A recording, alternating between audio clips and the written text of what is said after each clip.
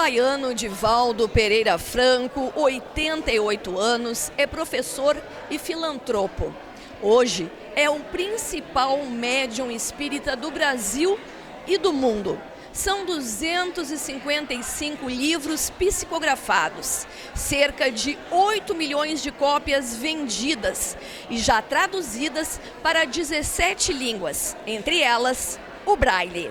Agora está como sendo um dos maiores espíritas, maiores médiuns do Brasil, quiçá do mundo. Como é que é ter essa responsabilidade, Divaldo? Trata-se de uma opinião de uma classe, porque no movimento espírita nós não temos essa grandiosidade temporal. Naturalmente, por eu ser mais experiente, ter percorrido vários países e o Brasil nos 4 cantos, as pessoas veem com essa bondade. Mas eu me sinto um trabalhador comum, dedicado à causa, fascinado por Jesus Cristo. A sua maior obra é A Mansão do Caminho? A Mansão do Caminho é uma obra de várias almas, porque nós, na doutrina espírita, quando falamos sobre crer, temos como meta essencial fazer. Porque somente através dos atos é que nós demonstramos a excelência, a qualidade das nossas intenções. Então, em realidade, trata-se de uma obra sui generis. Nós somos pioneiros na América Latina, nos lares família. E agora nós estamos numa comunidade muito grande que atende diariamente a uma média de 5 mil pessoas. Já foram retiradas em cerca de 60 anos mais de 160 mil pessoas das ruas. Não é pouco. É verdade. Nós começamos também durante um período a atender crianças em riscos sociais. E graças a Deus temos sido muito felizes, porque nunca tivemos qualquer atrito, qualquer área de confronto. Apesar de ser um bairro onde predominam as drogas aditivas, tem sido possível manter um clima de solidariedade e de respeito entre todos nós. O nosso objetivo é criar a cidadania, fazer indivíduos dignos. A religião é um guia para apontar o rumo, mas se o indivíduo não segue esse guia, de que adianta a religião? Eu, pessoalmente, prefiro uma pessoa ateia, mas que seja um bom cidadão, a uma pessoa cristã, que não exerça essa cristianidade na sua vida diária. Em relação à cidadania, hoje a gente fala muito em imigração. Muitos imigrantes saindo de seus lares, de suas terras por causa da guerra. E agora muitos países mandando de volta. Como é que o senhor analisa essa situação? É um problema muito complexo. Do ponto de vista histórico, nós vemos quando o Ocidente invadiu o Oriente, conquistou, multiplicou-se e encontrou na Ásia e na África velhas civilizações. Agora, neste momento em que todos necessitamos de espaço para viver nas guerras lamentáveis do Oriente, nesse expurgo proporcionado pelos representantes da doutrina muçulmana, que de maneira nenhuma representa a doutrina muçulmana, porque a doutrina de Mohammed é uma doutrina de paz, de justiça, de fraternidade. Então é natural que mais de 1 milhão de pessoas que perderam seus lares, perderam a vida, busquem melhorar. O Papa Francisco interferiu recentemente numa das suas homilias para que pudéssemos recebê-los com mais alegria. É um dever. Nós temos o dever de receber aqueles que pedem um albergue, um abrigo e, naturalmente, estudar as consequências sociológicas, econômicas, que certamente virão. Já se diz, já foi dito que o Brasil é o coração do mundo. Essas pessoas, ao final, vão acabar se dirigindo para cá? Não necessariamente. Essa colocação é do espírito Humberto de Campos, o grande brasileiro. É que nós somos constituídos pela miscigenação de várias raças e criamos um biótipo muito especial, um biótipo pacifista. É natural que existem aquelas exceções, aqueles indivíduos desarticulados, mas a generalidade brasileira é da bondade, da solidariedade e da justiça. Uma análise da atual situação brasileira. É um momento de crise. Em grego, a palavra crise é mudança, mas uma mudança naturalmente negativa. Mas cri é um tipo de mudança edificante. Toda transformação é antecedida por uma certa crise, de valores que morrem para valores que dão lugar àqueles que nós esposávamos. Então este momento é transitório e é sintomático da democracia. A verdadeira democracia é exatamente essa miscelânea em que todos têm o direito de opinar. O lamentável são as paixões politicagens, aquelas em que determinados partidos se acreditam privilegiados por Deus e se creem acima do bem e do mal. Isso já não é democracia, é uma forma do indivíduo trazer manifestações ditatoriais com disfarces de naturezas democráticas. O senhor vê alguma saída rápida? Sim, vejo. Eu acredito que o brasileiro que ainda não tem o hábito da democracia está aprendendo o direito de falar, de ir às ruas, de gritar, de buscar melhores condições. Porque é muito fácil falar de direitos humanos quando tudo está bem. Mas respeitar os direitos humanos agora e submeter-se àqueles que não sejam vitoriosos é uma obrigação democrática. Eu me recordo que Lincoln tentou 3 vezes ser presidente da República dos Estados Unidos, não conseguiu. Tentou ser vice-presidente, não conseguiu. Tentou ser senador, não conseguiu. E é o grande libertador da América. Pelotas é a última cidade que o senhor está fazendo esse roteiro. Por que a escolha de Pelotas para encerrar essa parte, sim? Porque Pelotas me preenche o coração de alegria. Eu aqui estive no mês de junho do ano de 1958 pela primeira vez e falei nesse mesmo Teatro Guarani. E fiquei encantado com a alma pelotense. O espírito jovial, os doces de Pelotas e, acima de tudo, a alma doce dos pelotenses. Então eu pedi aos amigos para homenagearmos um querido amigo que viveu em Pelotas, o Birajara. E então aqui estamos numa homenagem a ele e a toda a alma pelotense, porque também eu sou pelotense. Como é que o senhor mantém essa jovialidade? Pela alegria imensa de viver. Quando nós temos embutido no coração uma madrugada, nunca faz sombras. Aqui em Pelotas, eu faço parte do grupo Joana de Ângeles, junto com a Janine Lopes. Exatamente. É um grupo maravilhoso e a Joana, sua mentora, é apaixonante. O que ela teria para dizer? Ela teria para dizer que se nós unirmos a psicologia transpessoal, a psicologia lacaniana, freudiana, nós teremos uma sociedade feliz. Porque não se pode conceber que nós tenhamos problemas sem uma causa anterior. Como pode nascer uma criança com transtornos fóbicos? Como pode nascer uma criança na sua primeira experiência trazendo um transtorno de natureza esquizoide? Então nós acreditamos na reencarnação, em que cada um de nós foi o agente gerador da problemática. Então ela veio introduzir na psicologia tradicional a probabilidade da reencarnação da vida espiritual.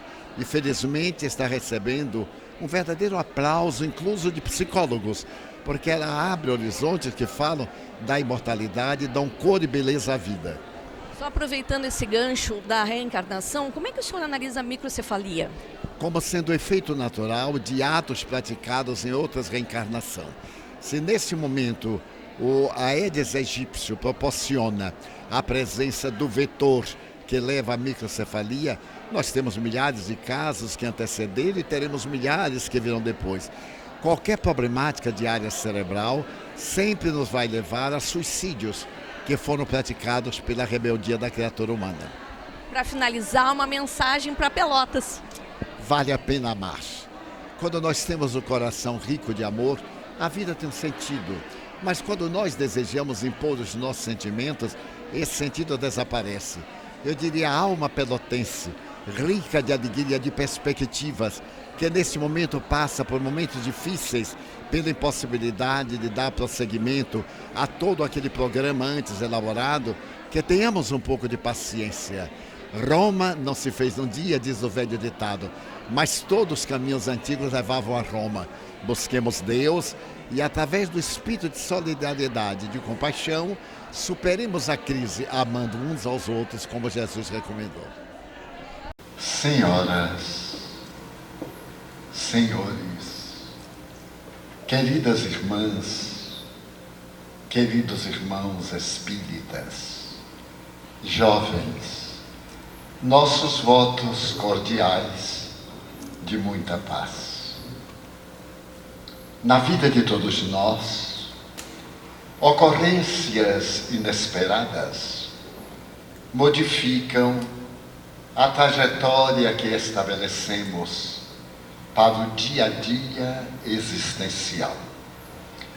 Programamos determinado labor e circunstâncias inesperadas levam-nos a comportamentos antes não previstos, colocando-nos em situações de exigência cultural, comportamental e existencial. Todos nós estabelecemos um roteiro de paz, de plenitude, e a vida, no seu sentido genérico, conduz-nos a resultados perturbadores. E graças a isso, a cultura odierna vê-se embaraçada no paradoxo que merecia um estudo filosófico das suas grandes conquistas intelectuais e das suas infinitas necessidades morais. O homem moderno, com a facilidade da tecnologia de ponta, alcançou o macrocosmo, penetrou nas partículas mais mínimas, mas não foi capaz de penetrar no âmago de si mesmo para interrogar-se: quem sou? De onde vim? Para onde vou? E por que sofro? As 4 interrogações assinaladas pelo mito grego de Édipus na estrada de Tebas. Ainda somos capazes de arriscar a vida para salvar uma outra vida e de nos comovermos com a fotografia de uma criança nas praias da Turquia, arrebatada pela tragédia da grande migração do Oriente para o Ocidente. Apesar disso, deixamos-nos arrastar pelo ódio, pela dissensão, estabelecemos marcas que nos separam uns dos outros, facultamos privilégios a alguns e impedimos totalmente a realização de outros. Perguntar-se-á: por que a criatura humana, que consegue decifrar alguns dos mais complexos fenômenos da vida, ainda não teve a coragem de interpretar-se a si mesma, de arrebentar os elos do passado e, afinal de contas, alçar o voo poético na direção do infinito?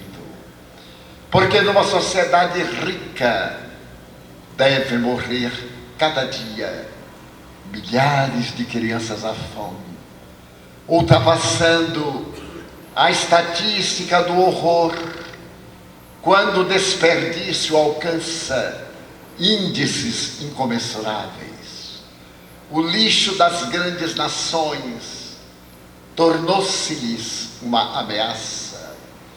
E apesar disso, ainda conseguimos sorrir, sonhar, amar, ter perspectivas de um mundo melhor. Porque circunstâncias tão aziagas. Escutamos a palavra augusta de Krishna, da Índia. Fascinamo-nos com a obra gloriosa do Bhagavad Gita, os poemas doces de Rabindranath Tagore no Gitanjali, a austeridade da reflexão de Siddhartha Gautama, a percepção grandiosa de Akhenaton, interpretando o solo como sendo Deus que a tudo penetra. Meditamos longamente com Sakyamuni, para depois podermos descer ao pensamento elevado daqueles que construíram a velha China, e através de Confúcio e do seu mestre, entendermos de valores sociais. Porque no passado nos deslumbramos com a poemática da Academia de Tebas e penetramos na intimidade da caverna de Pitágoras para compreender o que nos parecia inacessível. Para hoje podermos sair pelas ruas do mundo dominado pela violência, cerceando a liberdade, matando e erguendo lauréis à nossa individualidade. Que aconteceu com a criatura humana, porque mergulhou tão fundo no fosso da autodestruição. É claro que existem fatores históricos de natureza bélica, fatores sociológicos de resultados econômicos, desastres emocionais, de distúrbios de natureza endógena, mas também porque perdemos o endereço de Deus. Mas agora o homem moderno que contempla as estrelas e manda uma bólide espacial tentar, fora do sistema solar, a probabilidade remota da vida, ele se interroga: o que é a felicidade? Durante séculos, amealhou tesouros que a ferrugem decompôs. Através dos milênios, ergueu as cidades famosas da Mesopotâmia, a Babilônia, a Síria, a Pérsia. Também ele ergueu o Levante, estabeleceu as bases do pensamento ético-filosófico da Grécia, desde os pré-socráticos até os pós-romanos. E, no entanto, afivela na face a máscara da amargura. Em uma página confortadora, o admirável psicólogo teórico Rollo May, de cultura americana, dizia: porque só o rosto da criatura humana apresenta melancolia. É porque somente a criatura humana pensa, e naturalmente no desdobramento dos seus raciocínios enfrenta os tremendos desafios do ego, da necessidade das vantagens pessoais, justificando o instinto de preservação da vida, ergue labelo à própria insignificância, como se a existência jamais se extinguisse. Felizmente, diante das dores que hoje varrem os territórios mundiais, o ser humano vê-se constrangido a fazer uma grande viagem audaciosa, ainda não tentada anteriormente com a mesma coragem, na busca dos tesouros interiores. Percebeu que os valores de fora têm o valor que se lhes atribui, mas que em verdade os valores internos, esses dão a plenitude. Quando Carl Gustav Jung apresentou a sua psicologia analítica, ele se deu conta que a criatura era uma herança antiquada das suas próprias realizações arquetípicas. Vinha desde os mistérios de Eleusis até os mitos ancestrais das tribos bárbaras dos países da Ásia ou da África ainda primitivos. Mas é exatamente nessa criatura paradoxal que a divindade está erguendo o templo da total fraternidade e ao mesmo tempo erigindo o santuário da ternura, para que a paz, por significado profundo, permaneça como uma linda canção de ninar na intimidade dos nossos sentimentos.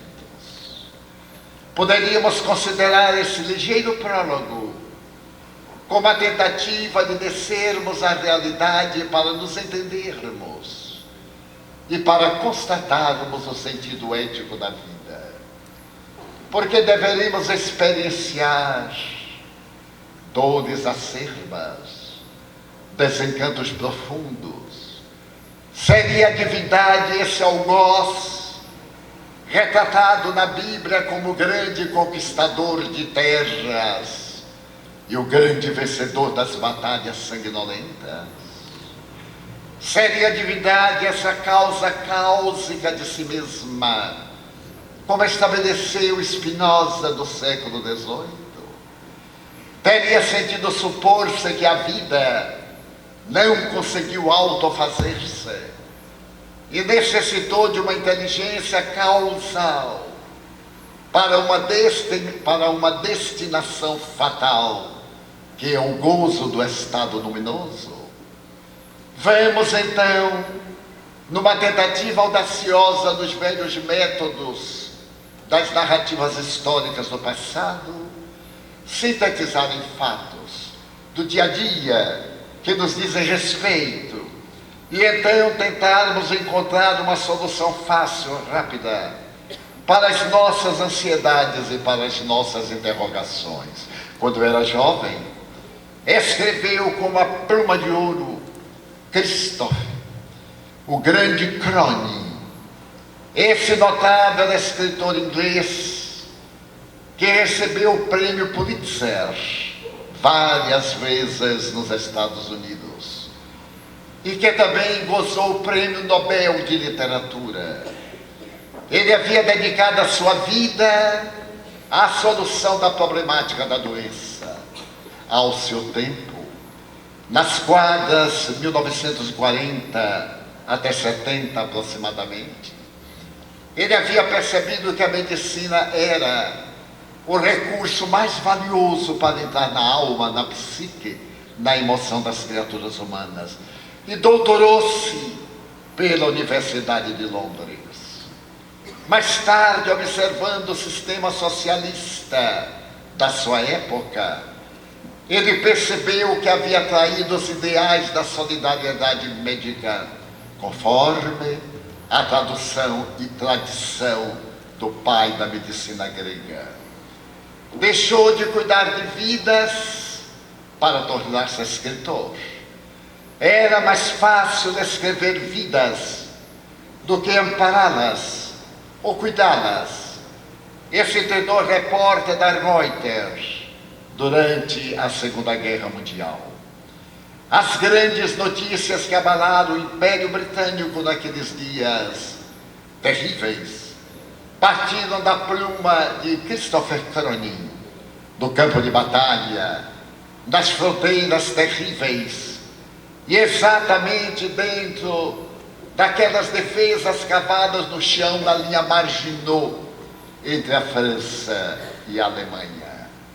Entre as páginas alcandoradas desse emérito escritor que nos deu a família Bradley, o jardineiro espanhol, e páginas de uma beleza encantadora, como os contos e as narrativas do consultório, abrindo à literatura a possibilidade de outros médicos narrarem as suas próprias experiências, elegemos e narraremos com a própria emoção aquela que talvez o haja mais preocupado na sua existência juvenil.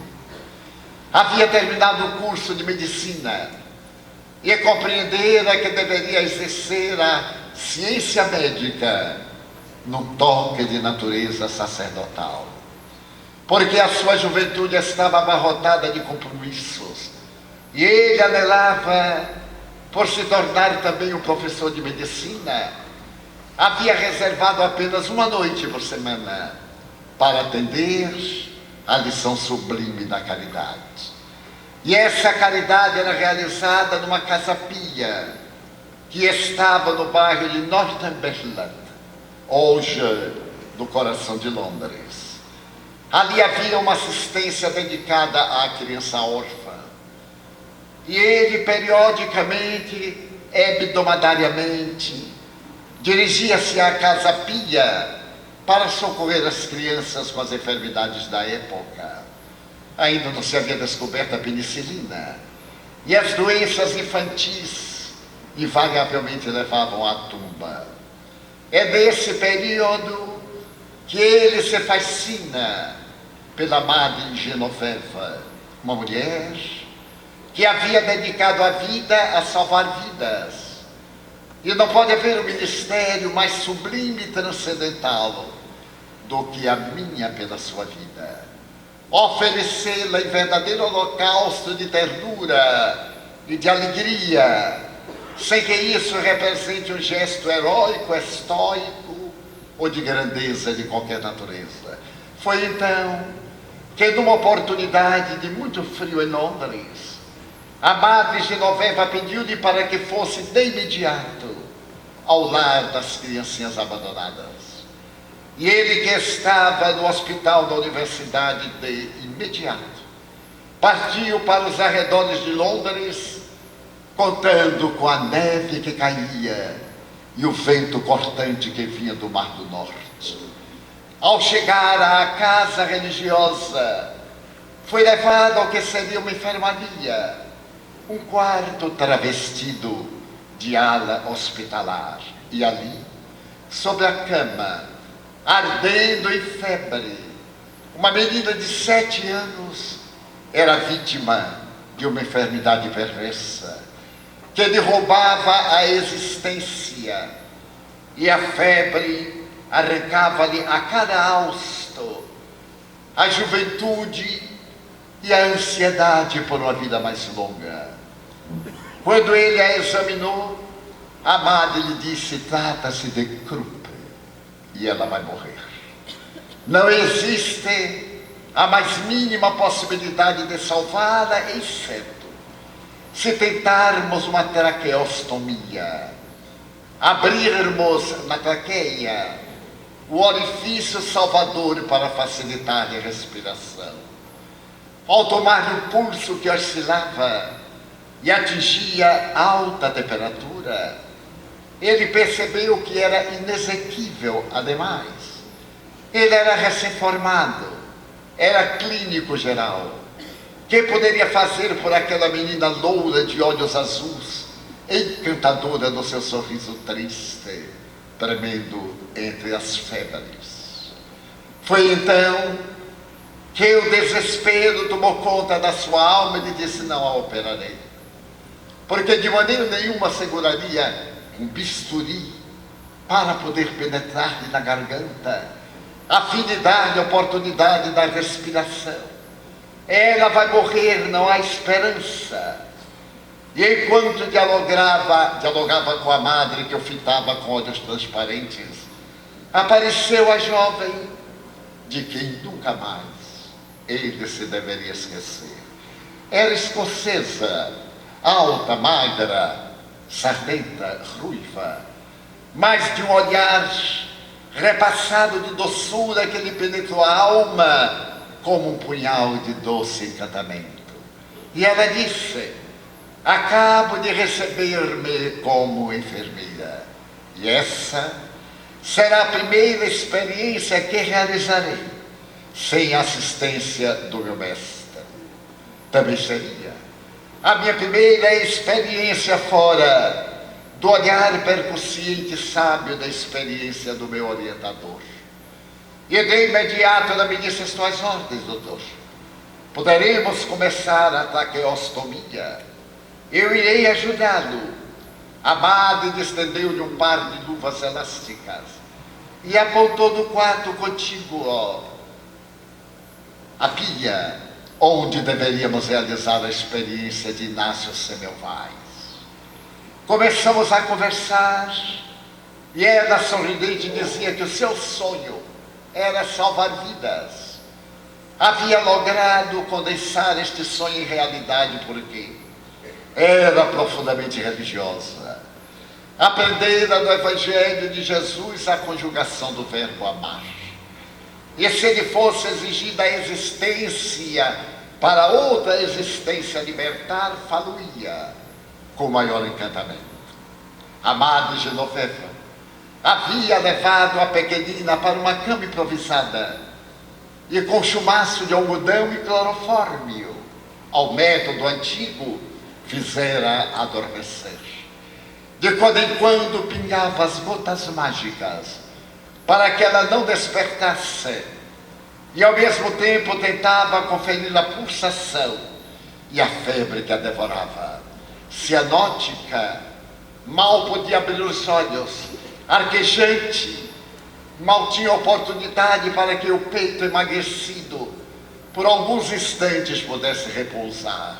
E eu, escreve Cronin, acerquei-me da janela, aquele quadrângulo aberto na direção de um céu que cuspia neve na terra, e gritei: se tu quiseres, Se tu quiseres, tu podes salvá-la. E eu que não creio em ti, que te deixei à porta das minhas primeiras aulas de anatomia patológica e de fisiologia, eu te peço, salva. Pai nosso que estás nos céus, perdoai as nossas dívidas. E agora, tomado de um ânimo novo, parti da direção da pequenina, que dormia sob o controle severo de Madre Genoveva. Peguei o bisturi, e aquela área que estava desenhada na garganta da jovem permitiu que tocasse por causa das cordas vocais. E introduzia a lâmina afiada e sentia cortando os tecidos, enquanto a enfermeira prodigiosa pegava as veias, os vasos para evitar a hemorragia. E eu lutava para ver o resultado do esforço quando, aberta a ferida cirúrgica e o ar entrou a fluxo, aquele rosto pálido, esmaecido, marcado pelas garras da morte, enrubesceu e ela deu um gemido demorado. E eu apliquei o respirador de borracha. Havia se transcorrido nada mais que 15 a 20 minutos. Removemos-la do leito, conseguimos consolidar. Era agora uma questão de tempo para a ferida cirúrgica cicatrizasse e nós roubarmos das mãos da difteria uma vida no sangue que tinha o direito a viver. A madre exultava, e eu então lhe disse: vá deitar-se. A nossa enfermeira velará durante a noite por ela. Sorrimos, e ela me disse: cuidarei como se for a carne da minha carne e vida da minha vida. Cuidar, disse-lhe eu. O sono é o ladrão que calça sandálias de veludo e entra suavemente até nós e nos penetra demoradamente. Então ela disse que estaria vigilante, que estaria ali para poder salvar a vida, porque o pós-operado, quando sente algo estranho, tende a arrancá-lo, a retirar aquilo que o maltrata. E era bem provável que no movimento automatista ela arrancasse o tubo respiratório, a ferida fechasse e ela morresse por asfixia. Muito cuidado, disse-lhe eu. A madrugada é tenebrosa porque ela demora muito de tornar-se dia. Esteja vigilante, levante-se, movimente-se. Doutor, eu me diplomei por Oxford e naturalmente eu sei tudo isso que me está ensinando. Como eu estava muito cansado, resolvi dormir ali mesmo, na área que me era reservada nas quintas-feiras. Não sei dizer o tempo que transcorreu. A verdade, no entanto, é que em determinado momento eu tive a impressão que desabava uma tempestade ruidosa em socos na porta do meu quarto. Levantei-me apressado, abria, e a enfermeira, com olhar esbugalhado, dizia: venha, ela morreu. Saímos a correr, e a semelhança de fantasmas na arcada daquele imenso corredor, ao empurrar a porta, pude vê-la à luz da lamparina que fremia. Estava morta. Mas não havia razão para ela morrer. Não havia lógica, nem nada que justificasse. Examinei o ato cirúrgico. Estava perfeito. Ergui as pálpebras. Deveria ter morrido entre 10 e meia hora, 10 minutos e meia hora. E então os meus olhos depararam-se com o que eu menos desejava ver. O tubo respiratório não estava no lugar. Olhei em volta, estava no chão. Examinei a enfermeira que tremia. Perdoe-me, mas eu dormi. Esta força terrível que vem dos pés e que nos isola fez-me cambalear. E eu dormi. Quando abri os olhos, ela estava morta. A ira que de mim se apossou não tinha palavras. Mesmo assim, consegui controlar-me e mandei que a preparasse para as exéquias. Após este momento, chamaria a enfermagem da religiosa e lhe entregaria o cadáver de uma vida que havíamos conseguido salvar. Dirigi meu birro, peguei papel e caneta, e então disse: tenho o dever de dar notícia à Associação Médica da Inglaterra para que seu diploma seja cassado. Você é negligente, insensata, é uma criminosa consciente, acabou de matá-la. Ela baixou a cabeça envergonhada, e eu pude ouvir, quase no hálito da respiração: perdoe, dê-me uma outra oportunidade para matar. Eu lhe darei essa oportunidade. Teve-a, estudou, no entanto, o seu egoísmo preferiu dormir diante de uma vida que periclitava a vigiar e poder salvar. E então, com toda a ira, eu descrevi no relatório o que se houvera passado desde o nosso momento de encontro até esse instante final. Depois li-lhe e pedi-lhe que assinasse. Eu ia pôr logo mais no correio. Ela se manteve pétrea. Podia-se ver que as carnes íntimas da alma tremiam sobre o fragor de uma tempestade que rugiça. E quando lhe dei a caneta, perguntei: é verdade? Sim, é verdade. Então firme-a. Ela dobrou-se: doutor, dê-me uma outra oportunidade. Nunca mais. Jamais lhe daria uma segunda oportunidade para novamente matar. Então ela afirmou, e as lágrimas borraram o documento, que descorriam a fluxo dos olhos, muito belos, aliás. Dobrei, preparei o envelope, comuniquei à religiosa, pedi-lhe que se fosse. E naquela manhã mesmo dirigi-me ao Correio de Londres para poder postar, depois de haver selado a carta de acusação. Mas algo aconteceu. No momento em que ia colocar na caixa de correio algo que eu chamaria consciência, disse-me: releia, veja se não exorbe toda a sua ira. Eu me detive, e naquela noite, após o dia estafante, aproximei-me da lareira e li palavra a palavra, mas era exatamente o que aconteceu. Então voltei a fechar o envelope, e no dia seguinte retornei ao correio, ainda com a mesma ira do primeiro momento. E não consegui postar a carta, porque algo me dizia: você está severo demais. Leia e poupe-se a uma vergonha. Levei a carta para casa, revi-a por terceira vez. Estava perfeita. Shakespeare assinalaria. E no terceiro dia, quando afinal eu ia colocar a carta, e essa dubiedade íntima me assaltou, rasguei-a e atirei-a no primeiro caldeirão que tinha brasas no meio da rua para diminuir o frio da cidade. E nunca mais eu me lembrei desse incidente. A vida foi severa para comigo. Deu-me todos os desencantos imagináveis e frustrações ao meu devotamento sacerdotal da medicina.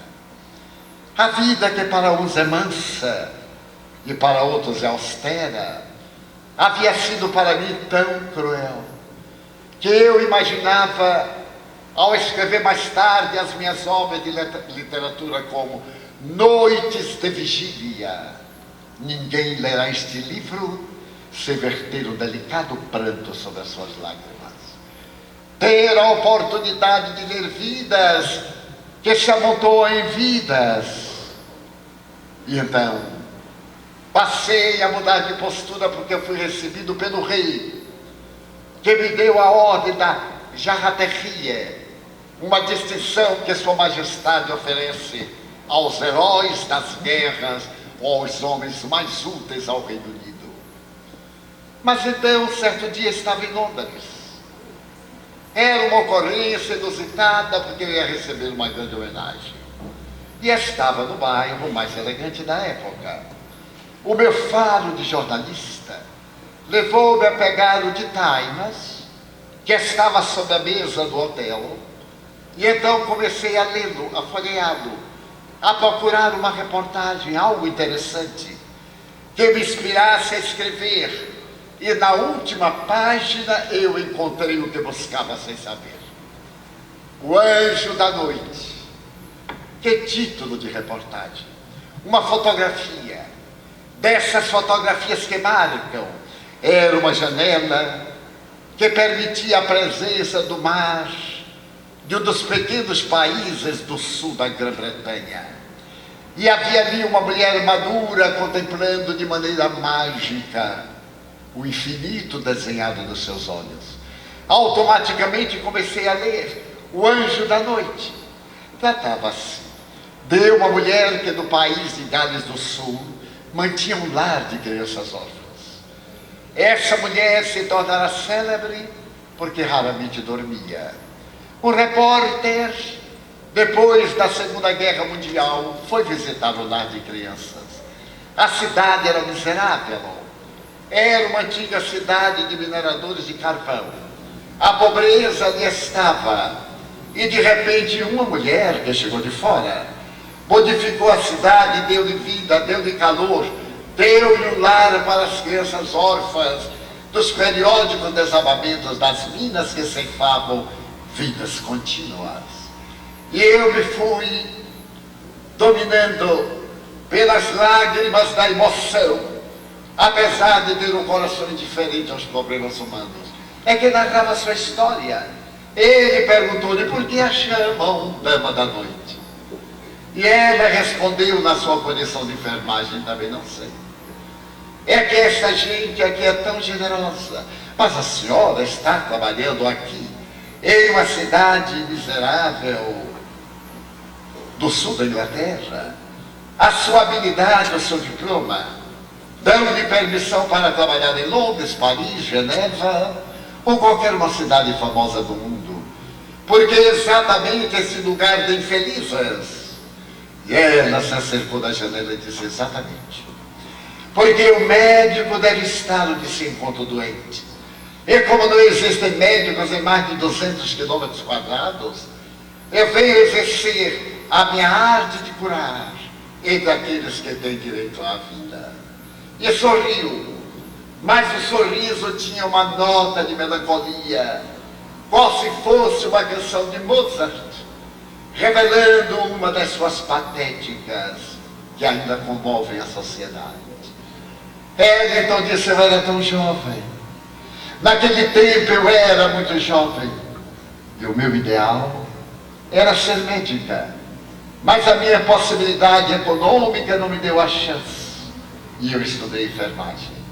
Sou escocesa, aqui estão os meus traços. Bem, não eram exatamente os traços escoceses. Ela agora parecia uma mulher de mais de 40 anos, que engordara descuidadamente, que se descuidara da aparência, mas cuja aura revelava uma bondade, uma ternura desse magnetismo que impregna e que seduz as pessoas. E foi com essa sedução que ela contou ao repórter. Eu, logo depois de diplomar-me, fui chamada para auxiliar uma modesta cirurgia de traqueostomia numa criança que padecia de Krupp. Foi quando eu o conheci. Ele era jovem, também como eu, recém-formado como eu também. Era guapo e gentil. E nós ambos salvamos a vida daquela criança. Ele deixou-a aos meus cuidados. Mas eu não me lembrei que aqueles dias haviam sido muito amargos para mim. Porquanto, a fim de pagar as últimas prestações da universidade, eu trabalhava limpando o chão de uma taverna, noite e dia. Necessitava de esforço sobre-humano. Fazia 2 semanas que eu não dormia regularmente, estava exausto.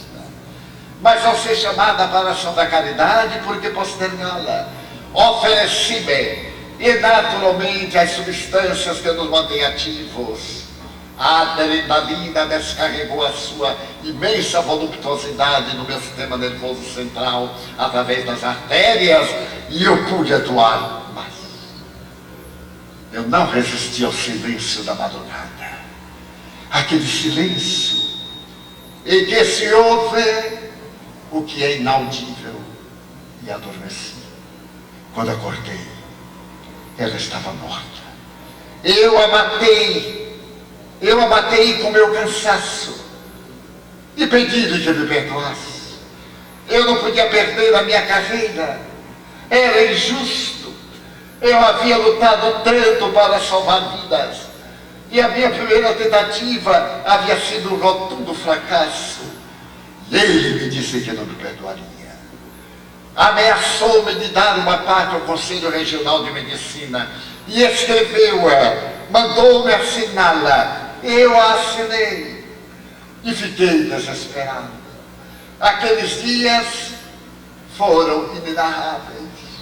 Os dias de dores não passam, as horas de alegrias praticamente não existem. Rápidas que são. E no segundo dia eu fui à Sociedade de Medicina e engendrei uma forma de dizer à secretária: sou escocesa, aqui está meu diploma, estou mudando-me de endereço e espero de qualquer forma receber uma carta aqui da associação. Você poderia guardá-la para mim? Eu não desejo perder a carta, é de alta relevância. Eu desejava saber a punição que me iam aplicar. Retirar o meu diploma e mandar-me ao processo civil pela não intenção de matar. Quase eu havia morto. E no segundo dia lá estava eu. Alguma notícia? Não. E no fim de semana, alguma notícia? Não. Mas não houve nenhuma reunião, sim, diariamente, né, a reunião dos conselheiros. Mas não se falou, por exemplo, sobre declarei meu nome. Não. E no fim do mês? Não. Então eu percebi que ele me havia dado uma segunda chance, que ele me havia dado uma segunda oportunidade. A minha já não me pertencia a mim, a própria vida. Eu agora deveria resgatar a vida que por negligência, cansaço ou motivo qualquer eu fora responsável pelo desaparecimento. Então eu saí percorrendo as regiões mais miseráveis do Reino Unido. E aqui em Tenebre, no país de Gales do Sul, eu vi crianças imundas, abandonadas pelas ruas, sem teto, sem amigos. Comecei a recolhê-las. Pedi ajuda a alguns mineradores para me arranjarem alguma casa caída, para levantarmos uma parede por um teto. Nasceu então a nossa casa para crianças que não têm chance. E veio a guerra. E com a guerra vieram os órfãos. As crianças que ficavam órfãs em Liverpool, em Londres, das diversas cidades. E daqui eu as mandava para a Noruega, para a Suécia, para a América.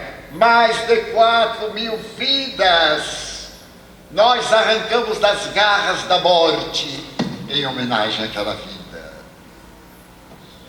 Então a minha vida voltou a adquirir sentido. O repórter estava deslumbrado. Mas senhorita, por que a chamam a dama da noite? Imaginação das pessoas. Porque desde aquela noite eu nunca mais pude dormir. Toda vez que sou tentado a um repouso mais longo, alguém deve estar morrendo por causa da minha negligência. À 13h, após o almoço, eu dedico 2 horas ao repouso. Boto um chumaço de algodão com álcool e água sobre os olhos. Mas à noite eu velo pelo sono, pelos pesadelos das minhas filhas, as crianças traumatizadas dos bombardeios de Londres, os gritos terrificantes.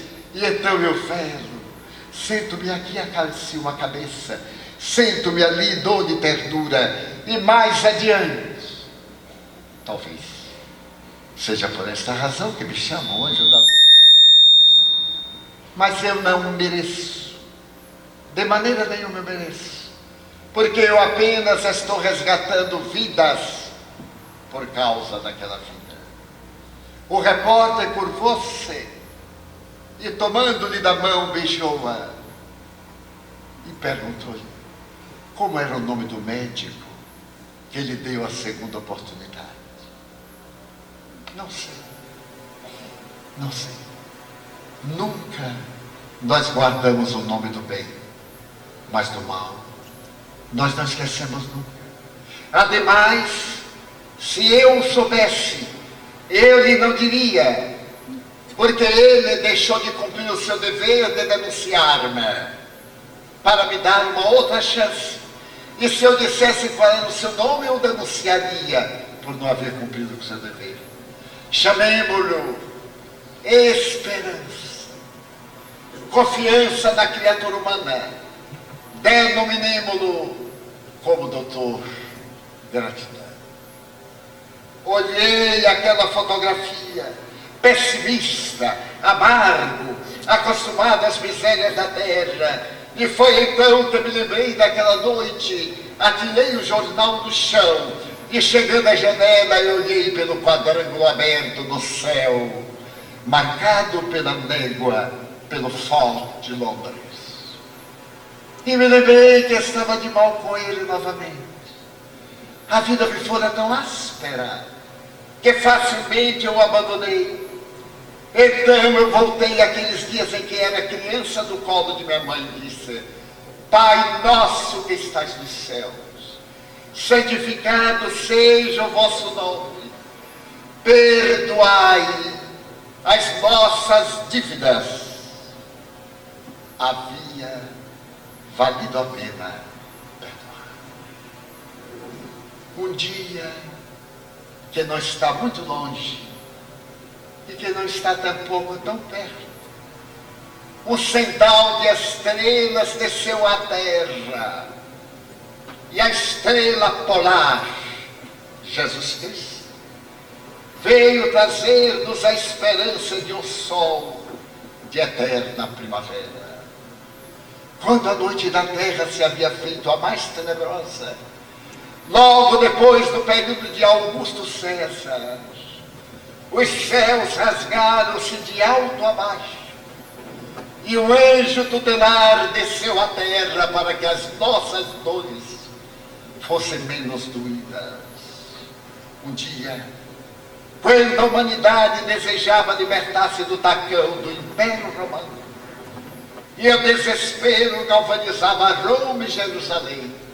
Em Jerusalém, mais de 100 mil miseráveis que haviam abandonado os campos ressequidos esmoleavam pelas ruas, e em Roma, mais de 200 mil desocupados que periodicamente enchiam o circo máximo, e posteriormente a obra gigantesca do grande filho do imperador. Nasce Jesus e vem dizer: ergo bonus pastor sum. Eu sou bom pastor, e a ovelha que confia em mim não se perderá. Sine de parvulus venire ad me. Ó, vinde a mim todos vós que chorais, que suportais o fardo difícil das dores, e eu vos aliviarei. Leve meu fardo, suave meu jugo, vinde a mim.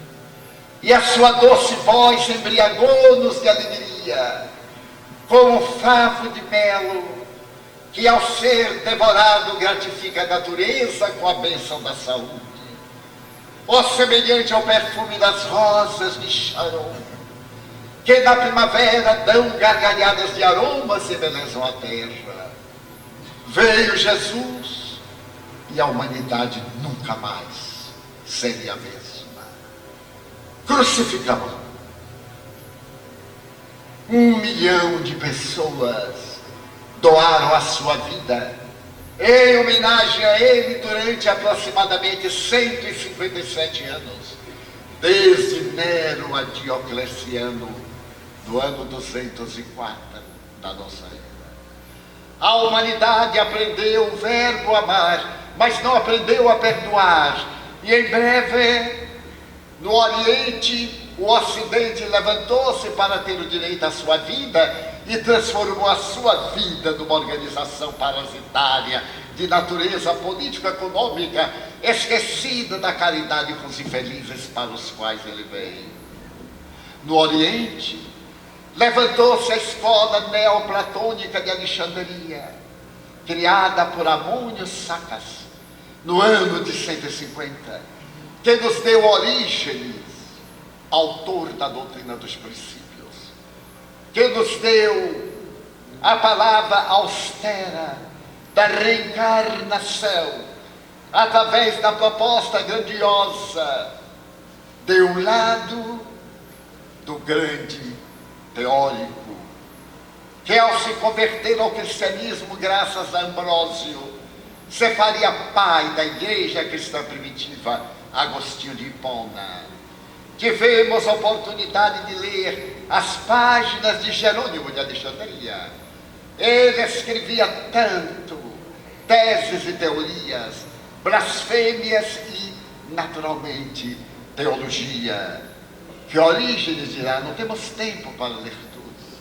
E as divisões que se fizeram, as nações doutrinárias que surgiram, cada qual interpretando o Evangelho à sua livre e libertina vontade, e o Evangelho de Jesus se decompôs. A partir do dia 13 de junho do ano 313, quando Constantino decretou que a partir de então Roma não mais perseguiria o cristão.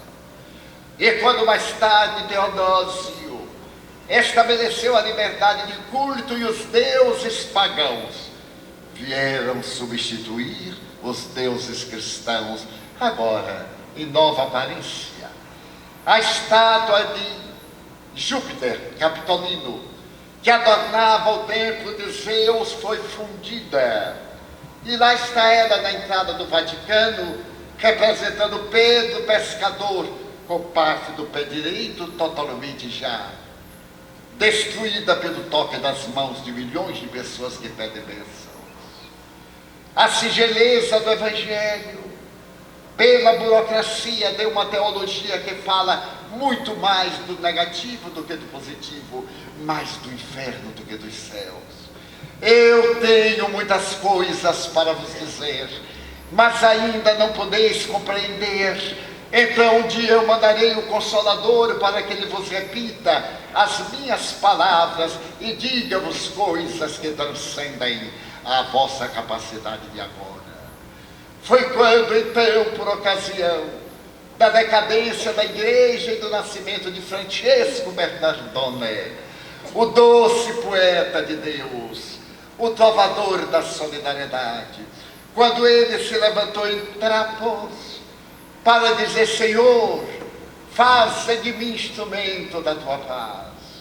Ou quando às vésperas da morte ele canta a canção a todas as criaturas: Benevenuto, Benevenuto. E então ele pede que a irmã morte venha aliviá-lo das dores. A figura incomparável de Francesco enriquece a Idade Média do primeiro poeta, do primeiro renascentista, do primeiro ecologista, daquele símile de Jesus Cristo, que viveu o hálito de Jesus e que deixou na terra um rastro de luz que até hoje nos fascina. Não há historiador materialista que não se fascine pela figura cândida de Francesco. Eu tive a ocasião de ler 56 biografias de São Francisco, entre elas a dos mais adversários das religiões, que no entanto se fascinam com esse poema de bem-aventuranças. Jesus falou-nos na montanha, João número 5, 1 a 13. o sermão da montanha. E Francesco canta para nós o hino a todas as criaturas. Ó irmã Cotovia, irmão Coelho, ó irmão Lobo, por que te deixas odiar, apedrejar quando podem ser teus irmãos? Irmã Clara, que horas são? Eu ouço o zumbi das abelhas. Elas estão com fome. Não tem pólen. A seca destruiu tudo, meu pai. Ó irmã Clara, vá à nossa casa e traga o mel que reservamos para as nossas irmãs abelhas. Irmão Leão, você sabe qual é a verdadeira alegria? A verdadeira alegria, disse irmão Leão, é quando a doutrina atingir as culminâncias, não. É quando, não. A verdadeira alegria é quando nos surrarem, quando nos desprezarem, quando nos atirarem na vala comum. Essa é a verdadeira alegria. Então a voz de Francesco prepara o século XVI para que a religião se separe da ciência. E no século XVII, quando a ciência se liberta da tradição, da fé religiosa irracional, veio o materialismo dialético, o materialismo atomista, o materialismo histórico, e estabelece bases de investigação. A criatura humana se liberta da fé para encontrar a razão. E no século XVIII, a razão liberta a criatura humana, oferece os direitos do homem na Revolução de 89. E no século XIX, as luzes da ciência descem à Terra como catadupa de estrelas, e o ser humano abandona a matéria para penetrar nos arcanos do infinito. E no século XX, no XXI, viaja em bólides espaciais para saber da tessitura de Marte, da viagem além do sistema, mas não teve a mesma evolução de natureza moral como dizia.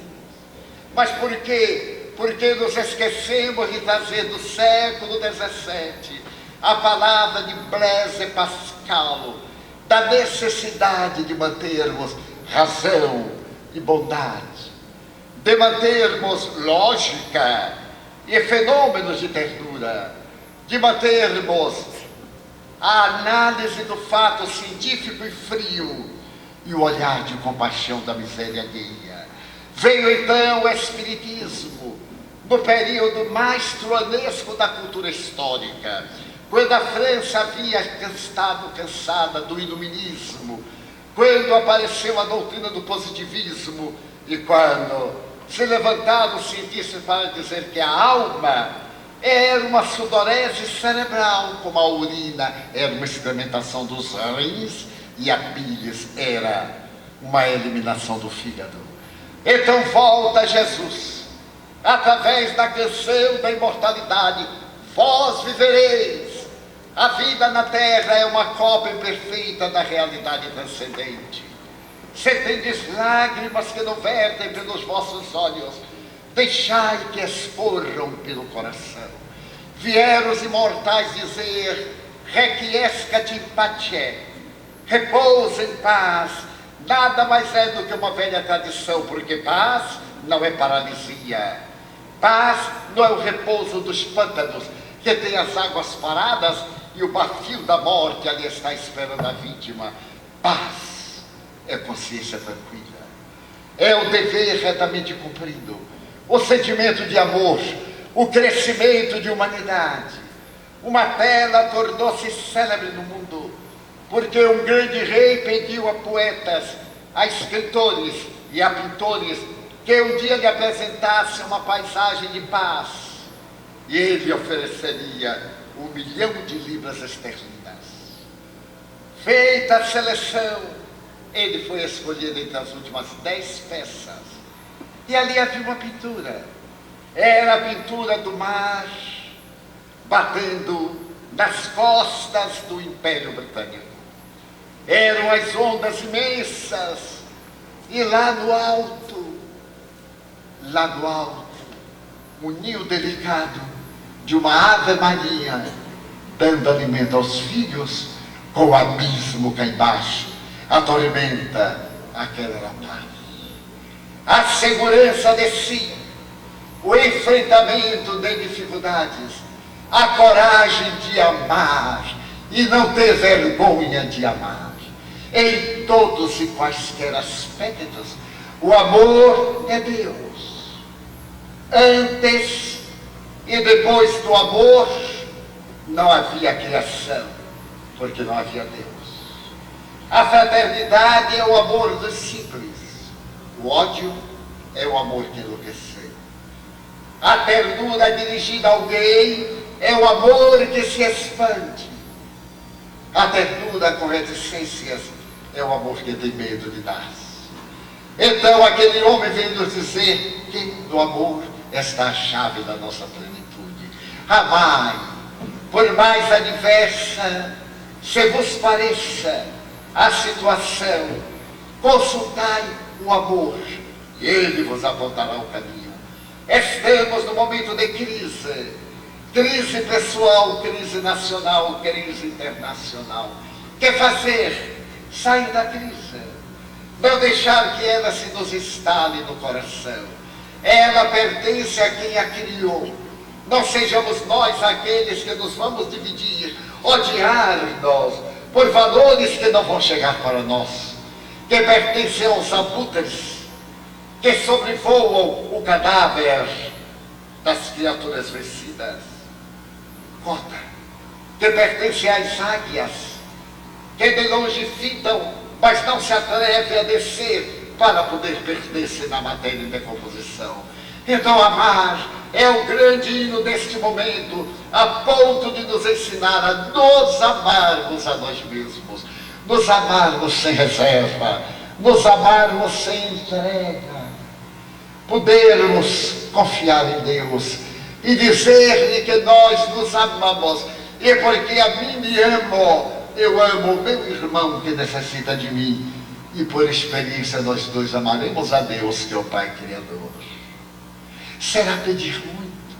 Nós já tentamos a guerra.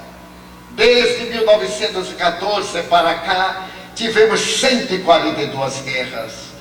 Foram assassinadas 184 milhões de pessoas civis, 80 milhões de militares. Então a guerra não resolve. Já tentamos a traição, não resolveu. Já tentamos a crueldade, também não resolveu.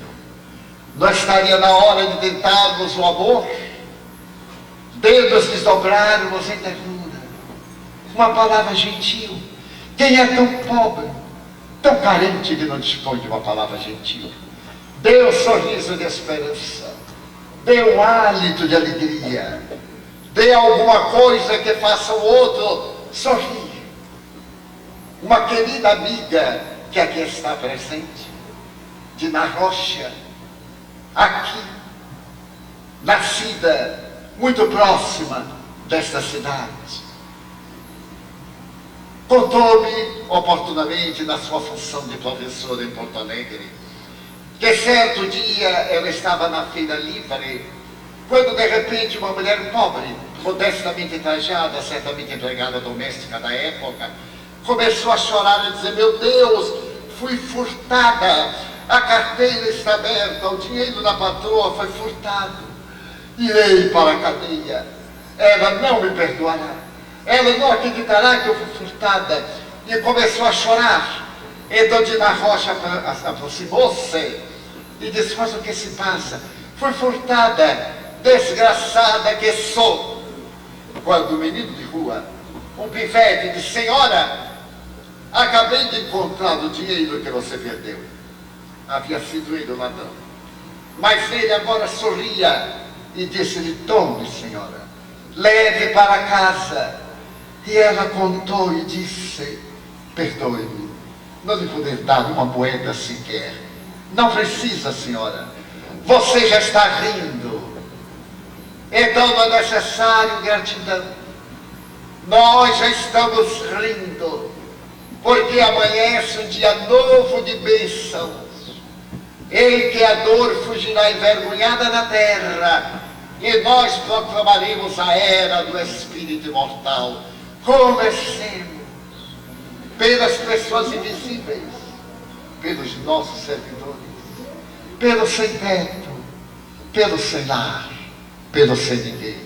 Nós temos a capacidade de olhar a multidão e somente ver aqueles que se destacam pela postura sociofinanceira.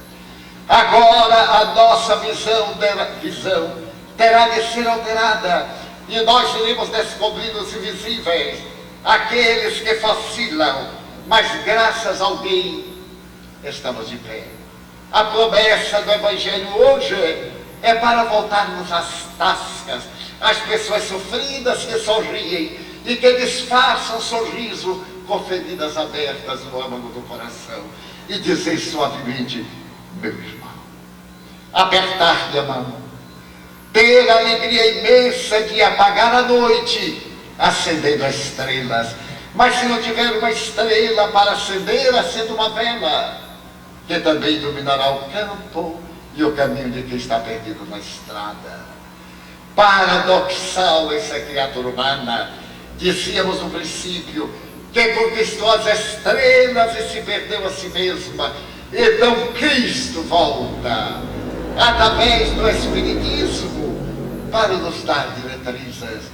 Ler essa doutrina que matou a morte, que nos traz a imortalidade, que nos devolve aqueles que nos anteciparam na viagem de volta, é um dever quase inabordável que não podemos transferir. Então, diante das aflições que nos consomem, nós que temos necessidade de nos amarmos para poder amar, digamos: meu Deus, eu gostaria de ser um sinal de estrelas, para que as luzes da terra fossem claras e brilhantes. Mas eu sou tão pobre e insignificante, que na impossibilidade de ser uma via láctea, eu gostaria de ser um pirilampo na noite escura, iluminando a amargura de quem está na escuridão. Eu desejaria ser um jardim de flores, de todas as cores, para embelezar a terra, mas na pobreza que minha alma encerra, se eu não puder ser um jardim, pelo menos uma rosa solitária na frincha da rocha, colocando beleza no altar da natureza. Senhor, eu desejaria ser um trigal maduro, para de pão frequentar a mesa do miserável. Mas na minha impossibilidade de lograr, eu lhe quero rogar, para ser um grão que caindo no chão se transforma em turbilhão e bate a fome da multidão. Eu desejaria ser uma montanha altaneira, de onde se tivesse a visão da terra inteira, mas eu não vou conseguir, então eu lhe quero pedir para ser uma pedra, pavimentando o chão, por onde os heróis alcancem a plenitude e a salvação. Eu desejaria ser um pomar, ter frutos sazonados e maduros, mas não lograrei. Então a sombra de uma árvore eu ficarei. Caso eu fosse poeta, cantor, esteta, artista, declamador, para falar da tua beleza, a imagem da grandeza do teu inefável amor. Mas se eu não conseguir, quando alguém passar pelo meu caminho e sorrindo, ele perguntar: olá, amigo, aonde vais? E se ele me pedir: quem és tu? Sou teu irmão, dá-me tua mão, eu irei contigo, e lado a lado eu possa cantar: Senhor, eu gostaria de ser esteta, para falar da magia de poeta e cantar a tua glória às almas de redenção. Mas como nada sou, deixe-me pelo menos ser irmão da dor, que não encontre conforto nem consolação. Por isso eu te digo obrigado, Senhor, porque eu nasci. Obrigado porque eu creio em ti, pelo teu amor. Obrigado, Senhor, pela sua atenção. Muito obrigado, Senhor.